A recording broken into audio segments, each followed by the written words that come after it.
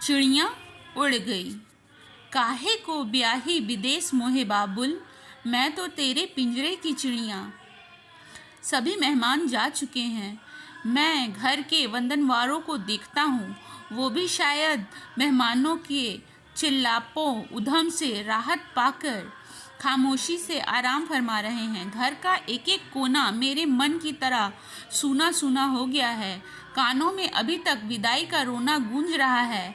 कैसी रीति नीति है इस जीवन में, जिसे सहेजे वही छूट जाता है। अपना कुछ नहीं, सब नश्वर, क्षणिक। सारी बातें एक सपने सी लगती है।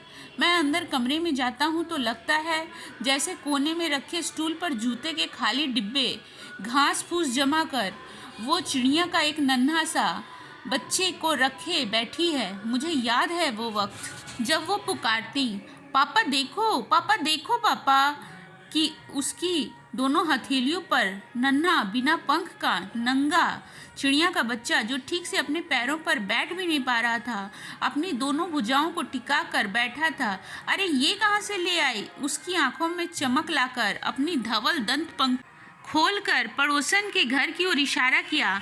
आंटी के घर से। पता है पापा, आंटी के घर में बिजली के मीटर पर चिड़िया का घोंसला है। उसमें 3-4 बच्चे हैं। वहीं से गिर गया था। चल वापस रख दे, नहीं तो मर जाएगा बेचारा, मैंने थोड़ा सा डांटते हुए कहा। उसने कोशिश करके बच्चे को घोंसले में रख दिया। शाम को ऑफिस से लौटा तो कमरे के कोने में स्टूल पर डब्बे में घास फूस रखकर उसी बच्चे को लिए चिमटी में चावल का दाना फंसाकर चुगा रही थी। मेरी यह हट पाकर मुस्कुराकर, देखो पापा, उसकी आंखों में चमक थी। वो ज्यों ही बच्चे को थोड़ा हिलाती, वो छी छी करके मुंह फाड़ देता। वो झट से चिमटी से उसके हलक में दाना डाल देती। पगली उसके गले लग जाएगी। नहीं, मैं इसे सुबह से खिला रही हूँ। मैं उसकी युक्ति को और उसके चिड़िया के बच्चे के प्रति इस मोह को देखकर मुस्कुरा उठा। अनायास ही न जाने कैसा भाव उभर आया था। अब देखो कितनी जल्दी बड़ी होती है लड़कियां। देखना एक दिन ये भी फुर से उड़ जाएगी। तब अनायास ही उसके आंसू भर आए। उसने चिड़िया के बच्चे को छोड़ मेरे सीने पर हौले से घूंसे मार दिए। पापा, अब की बार ऐसे बोले ना तो मुझसे बुरा कोई नहीं होगा। मैं कहीं नहीं जा रही आप लोगों को छोड़कर। फिर किचन में जाकर सुबक सुबक कर रोने लगी, अपनी माँ से लिपट कर। मैं भी उसे चुप कराने किचन में चला गया। चिड़िया के बच्चे को बड़ा होते देखते हुए मैं उसे भी बड़ा होते देख रहा था। समय पर खाना पानी का ध्यान रख रही थी। संपूर्ण नारी के गुण दिख रहे थे। मैं मन में ईश्वर की अनुपम लीला को देखकर भाव विभोर हो उठता। ईश्वर भी कैसा कलाकार है, स्वतः ही सबको अपनी जिम्मेदारी निभाना सिखा देता है। उसका गोल मटोल सलोना सा चेहरा, बड़ी बड़ी चमकदार आंखें और तीर कमान सी भौहें।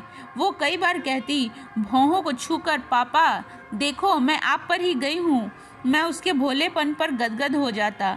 मैं ईश्वर को धन्यवाद देता हूँ, तूने मुझे बेटी दी है, कितना सुखद होता है। फिर आक्रोश आता है उन लोगों पर जो बेटे के चक्कर में भ्रूण हत्या करते हैं। बेटी ईश्वर की असीम कृति होती है। बेटी ही लक्ष्मी, पार्वती, दुर्गा और मरियम होती है। मैंने देखा तो चिड़िए के बच्चे को बाहर कमरे में लाकर जमीन पर दाना फैलाकर उसे चुगते हुए देख रही थी। बच्चा अब काफ़ी बड़ा हो गया था, सो ची ची करते, पंख फड़फड़ाते खुद ही दाना चुग रहा था। हम दोनों पति पत्नी अखबार पढ़ रहे थे। मैंने अनायास ही फुर से आवाज़ सुनी। चिड़िया का बच्चा कमरे से निकलकर बिजली के तार पर जा बैठा था। पापा पापा, मेरा बच्चा पकड़ो। उससे मैं भी बेतहाशा बाहर भागा। हुर हुर कर उसे उड़ाना चाहा। सोचा जमीन पर आकर गिर जाएगा तो पकड़ लूँगा, लेकिन वो तो पूंछ ऊपर नीचे करके दूर कहीं उड़ गया। हम सब मुंह लटकाए हताश से अंदर आ गए। पापा, मेरा बच्चा कैसे उड़ गया?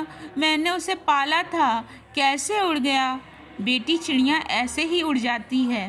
बड़े होकर देखना, तू भी ऐसे ही एक दिन हमको अकेला छोड़कर। हमने भी तो तुझे पाल पोस कर बड़ा किया है।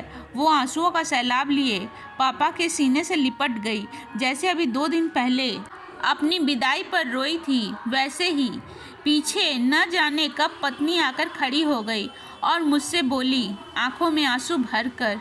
अपनी चिड़िया भी उड़ गई।